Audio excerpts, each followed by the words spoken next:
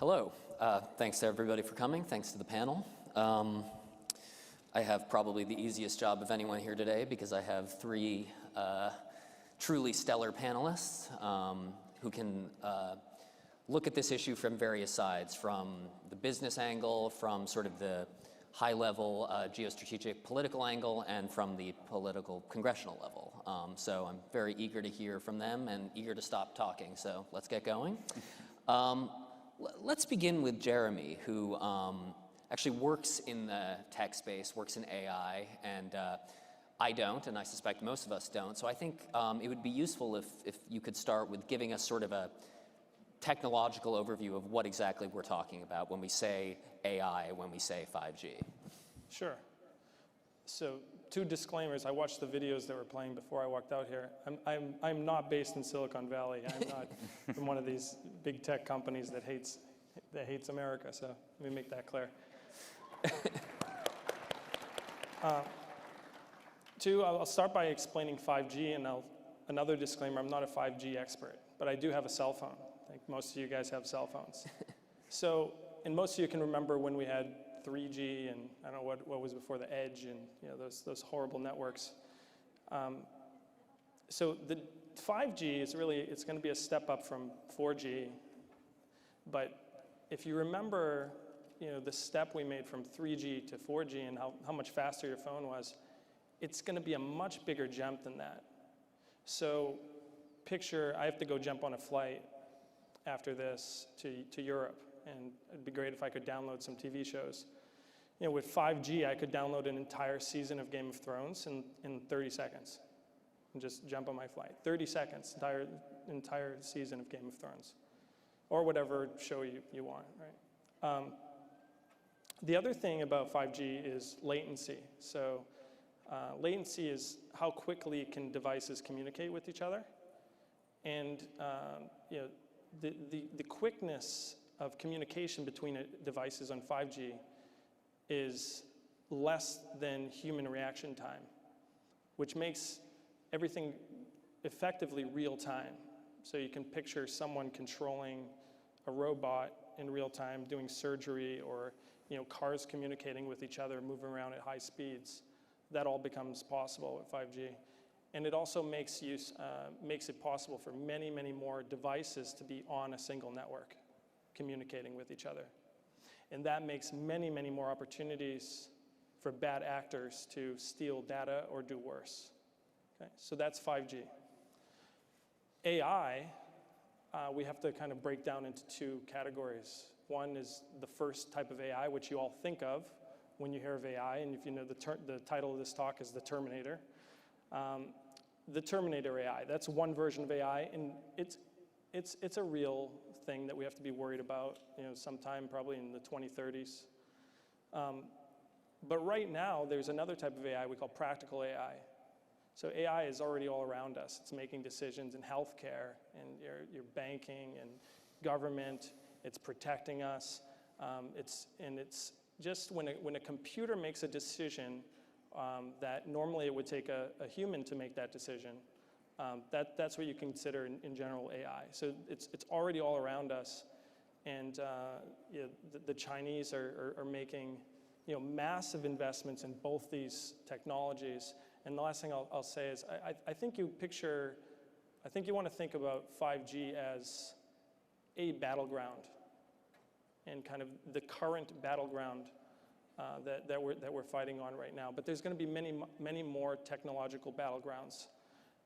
And I think AI you can think of as a war that we're going to have to win against China.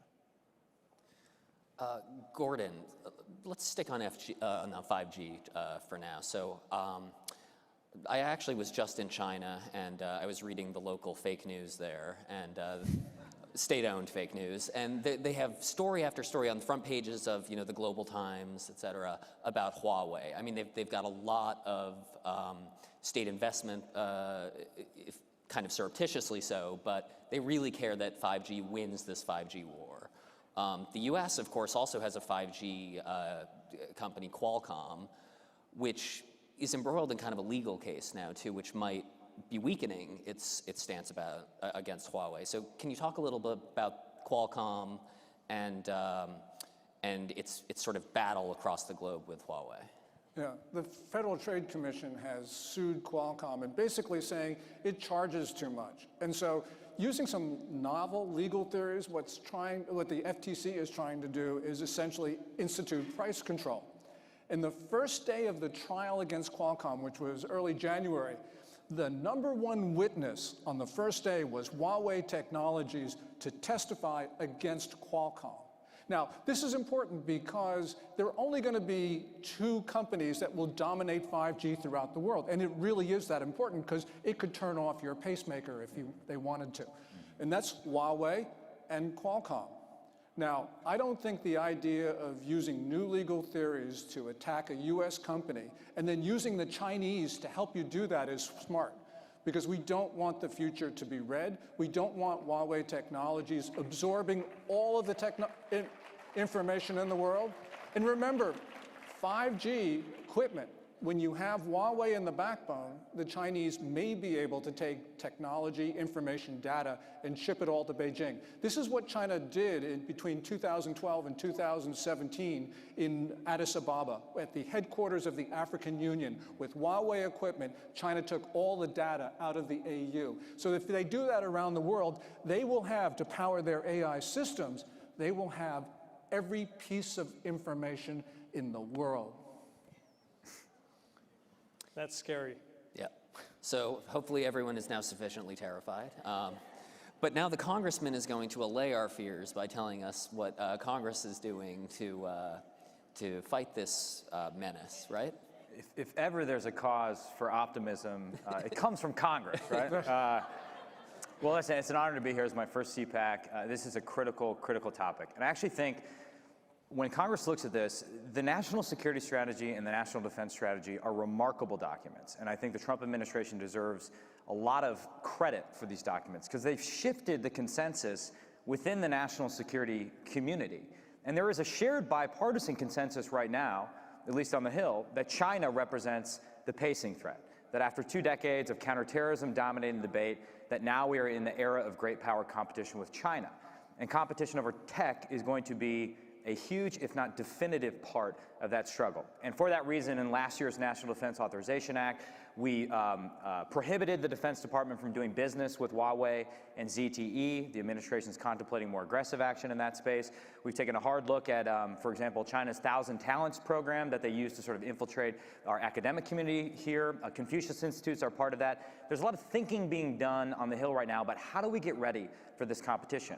But what I don't think people understand, they have a general sense of, okay, China's doing bad things, China's investing heavily in AI and 5G, but why are they doing that? What is it about the Chinese Communist Party that we should understand in order to respond accordingly? And I think Gordon and I were talking earlier, a lot of this has its roots in the party's origin as an influence organization, as an intelligence organization, as an organization that was very successful in waging an insurgency within China.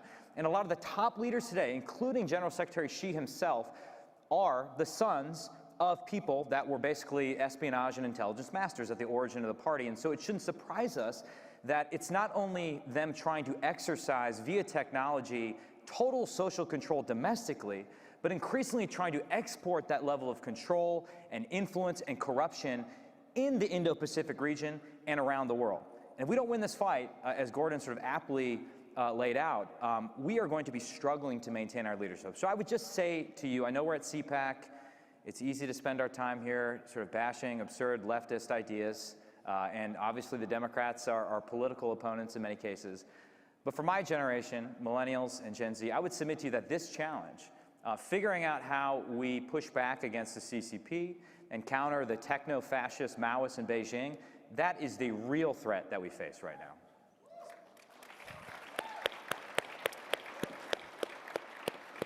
I agree. I think that's a key point where we think about the way the CCP operates at home. I mean, it's a regime that has no respect for the privacy rights of its own citizens. So once that, it's a model that it's perhaps the worst Chinese export would be its ideology. And look no further than what's happening in Xinjiang, where you have 1 million Uyghurs that are basically in a modern-day concentration camp.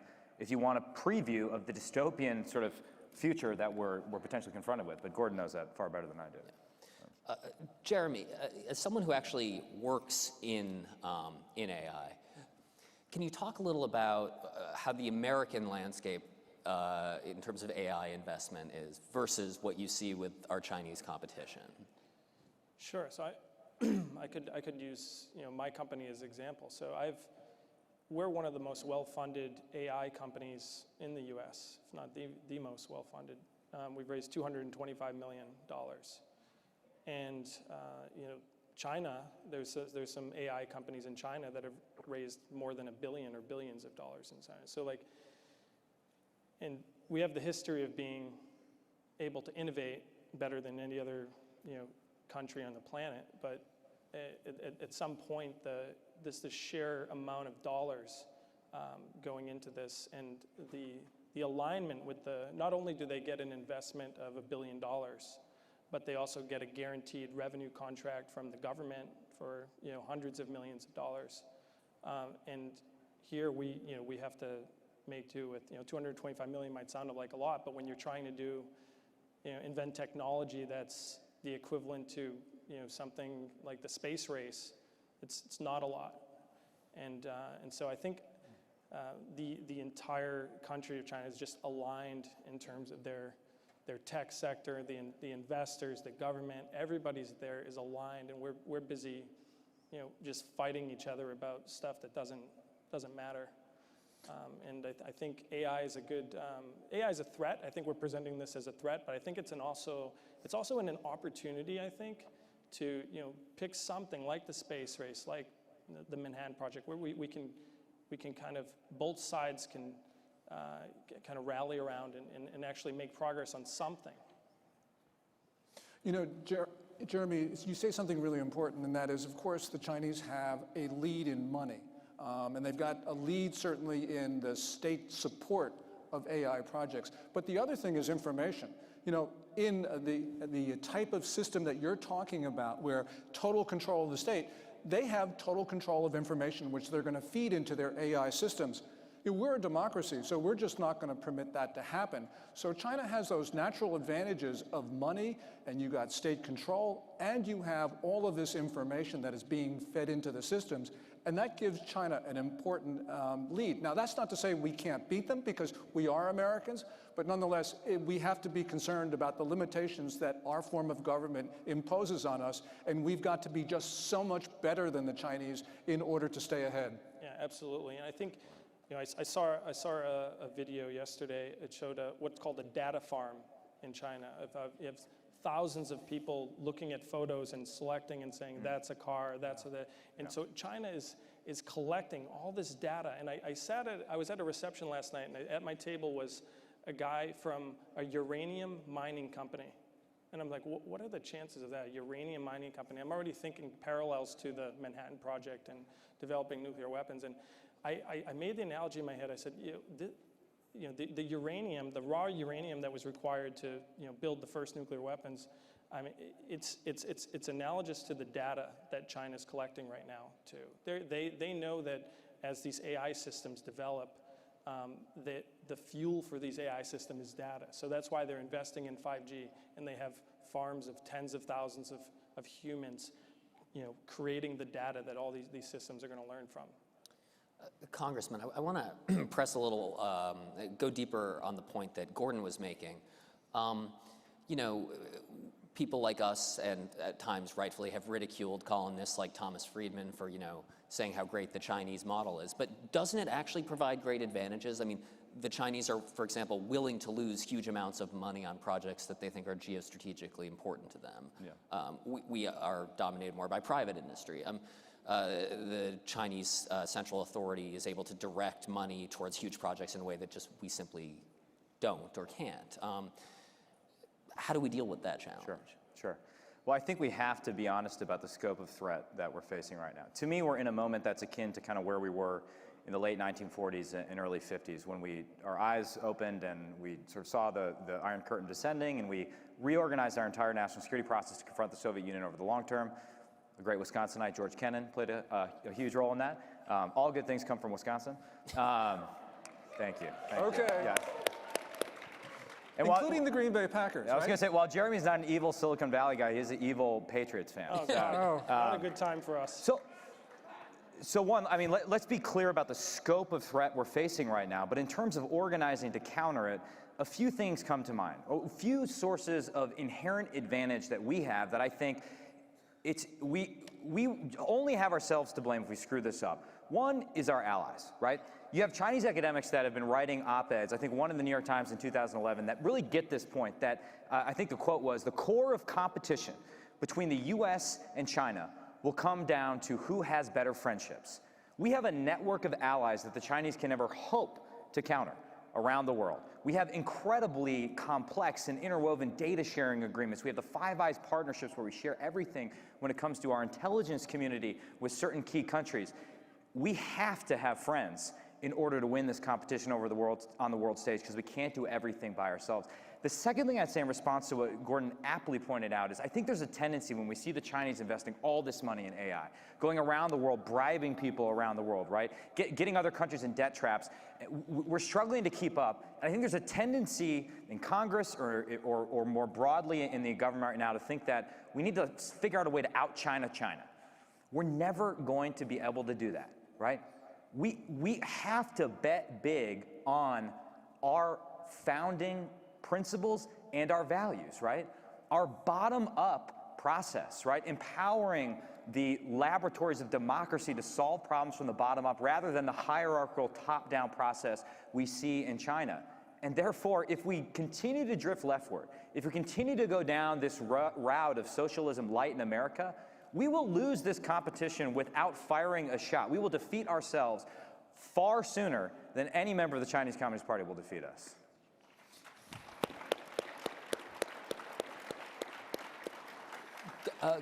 Gordon, it's important that the United States has friends.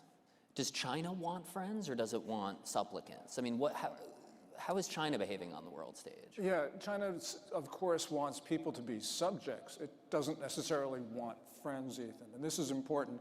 You know, as the Congressman pointed out, we have this network of alliances and friends around the world. China has only one alliance. That's with North Korea.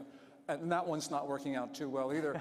But you know, Xi Jinping, the Chinese ruler, has been dropping hints for about 10 years that China is the world's only sovereign state. So if you start from that position, then clearly you are not going to have equal partnerships. You're going to have subjects. And I think, you know, you're absolutely right. This is where our advantage is because we do have these partnerships. We do work with others. The Chinese don't play nice. Jeremy, I mean, you've expressed to me that you're worried. If we lose, what does the world look like? Deep breath. Terminator, So, the movie. so I think that if we lose this technological race with AI and 5G being an important battle that we need to win right now, China will basically control the destiny of the world. And then I think to answer the question about what that looks like, I think the U.S. after World War II has been an incredible shepherd of the world, and I don't trust China to be that same shepherd of the people of the world. And if you think back before the U.S. became the dominant power after World War II, the history of the world looks like one country. Whenever a country becomes powerful, it invades its neighbor, takes land, takes wealth, subjugates the people. There's almost no exceptions. One of the reasons why I'm in love with America is I'm aware of the fact that the U.S. it's the first example of a country that became more powerful than anyone around it and didn't use that power to take. I mean, look what we did with Japan and Germany, building them back up right after World War II. And it's never happened before in history that a country did that, and I just don't, And if China is not that, if China is going to follow the pattern of everyone else except the United States in the history of the world and use that power to dominate and subjugate, I think we're going to be in big trouble.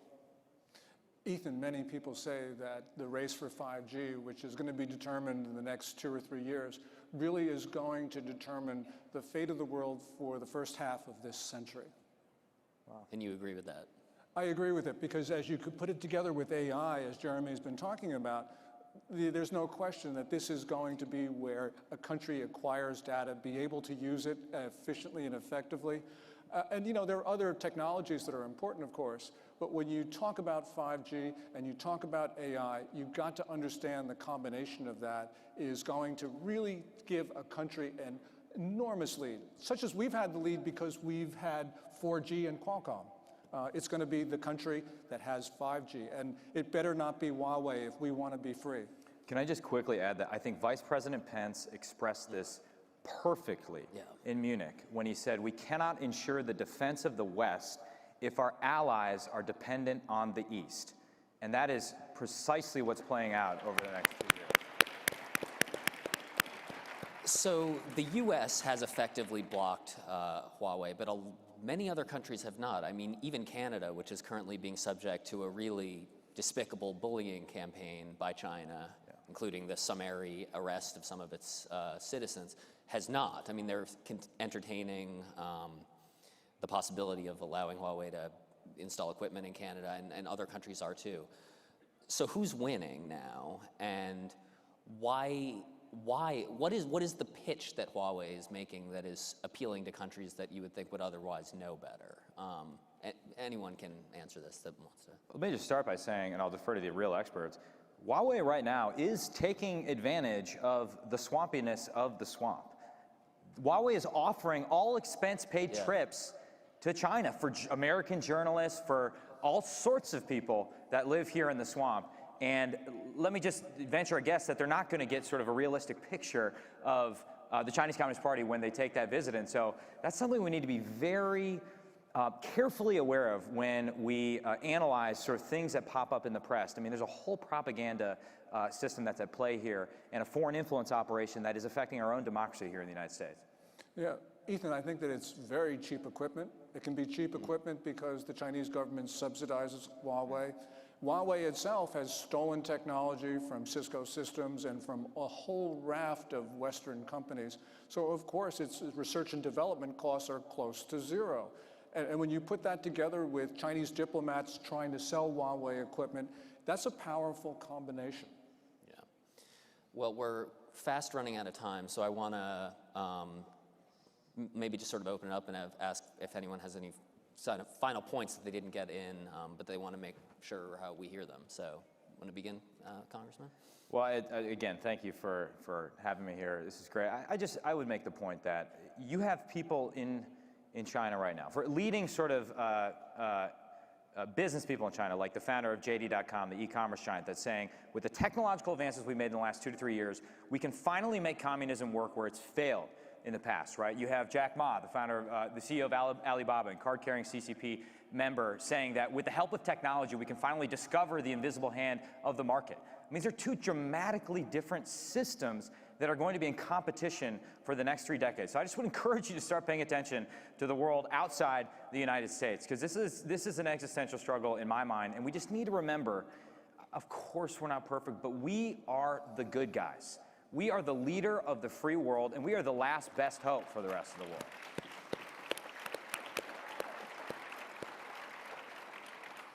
You know, as both Jeremy and the congressman have said, it is America's vision that has created this prosperous and free world.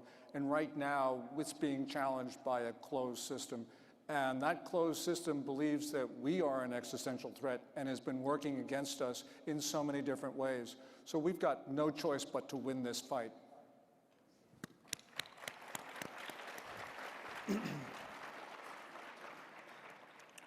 As someone a lot greater than me said, you know, freedom is always one generation away from extinction. I think that we have to get started right now. I think we have to win this 5G battle, you know, and prevent, you know, the Chinese from powering the 5G and all of our friends, our country friends. And I think we need to, start a Manhattan Project space race, that level of magnitude of a project. We have to get that started right now for AI, because it's going to be too late to catch up soon. Well, the sign is angry at us, so I think that's about it. Right. Thank you to all, and thank you out there as well. You guys. Yeah. Thank you, sir. Yeah, that was great. Yeah. Thank you.